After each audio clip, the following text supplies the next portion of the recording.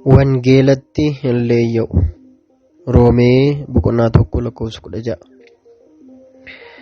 Kan callise fakkaadhus obsaaniyoon guutamee warra hin amanneen naannoon koo marfamee waadaan itti laatamee yoomuu hin dagadhu imaanaa abbaa koo eenyuufuu hin laadhu.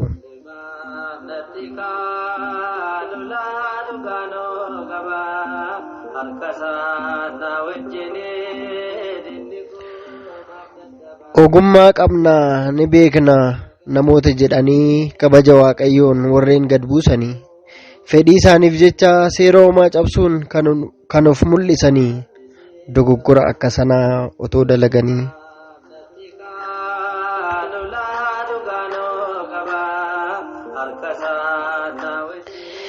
Jarri sammuun qabu hin beekanuu qaanii dhugaa sagalee isaa sobaan geddaranii mana uumaa keenyaa kanneen weeraranii bakka uumaa isaanii uumama waaqessanii ni fakkeessan malee jaalala hin qabanii. Ni fakkeessan malee jaalala hin qabanii. Dhugaan innaa dabuu otuman ilaaluu manni waaqa koo diigamee otuman alaaluu wangeela baatee inni mandara keessa jiru beekaa sitti hin fakkaatin yoo luqqisa sitti guuru.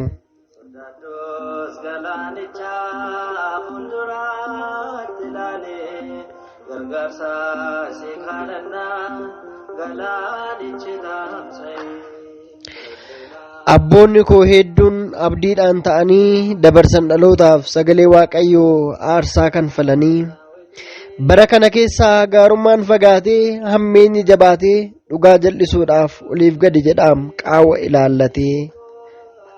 Dhugaa jal'isuudhaaf oliif gadi jedhaa qaawwa ilaallatee.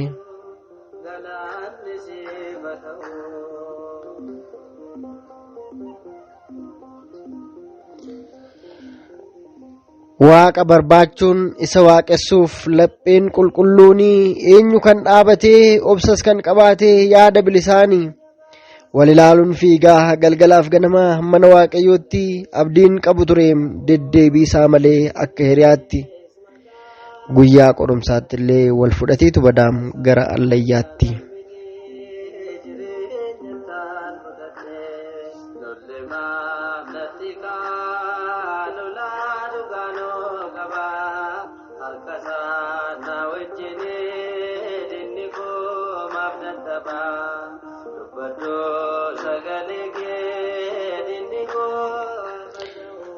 Kiristoos gooftaa koo waa'een mana keetii keessa koo naquuqee wangeela jal'isuun gaarii fakkaatanii warri mataan dhukkee biyya lafaarratti nagaadhaaf hin dhufne jechuun akka dubbattee maqaa Kiristoosiif jecha abbaan ilma isaa meeqatu galaafate.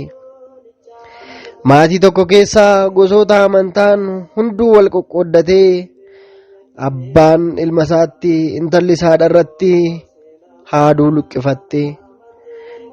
Wangeelatti hin leeyya'u hunduu faffagaate fedha fooniif jecha lubbuu galaafate.